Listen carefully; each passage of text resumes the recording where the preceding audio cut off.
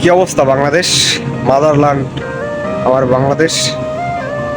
যখন দেশ সাইডে বিদেশ চলে আসছি কর্মজীবনের তাগিদে, তখন খুব খারাপ লাগতো। বন্ধু বান্ধব, আত্মীয় স্বজন, ভাই ব্রাদার সবাই সাইডে আইছি, খেলাধুলা সবকিছু, আড্ডা সবকিছু মিস করি।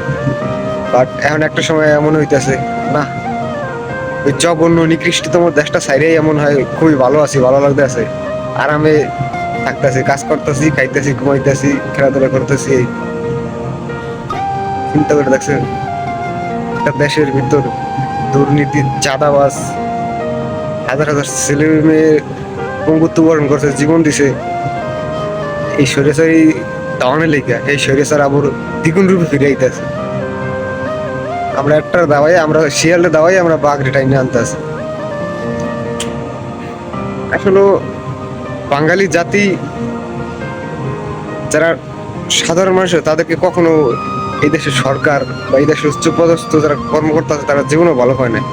তারা মনে করে রোহিঙ্গার তো হইলো অদমূলক। রোহিঙ্গারা 3 বেলা খাইতে আছে, ঘুরতে আছে, ফিরতে আছে, কোনো কাজ নাই। আর আমরা কাজকর্ম করে 8 থেকে 12 ঘন্টা কাজকর্ম করে আমরা খাবার পাই না ঠিক মতো, আমাদের অধিকার পাই না, কোনো কিচ্ছু পাই না।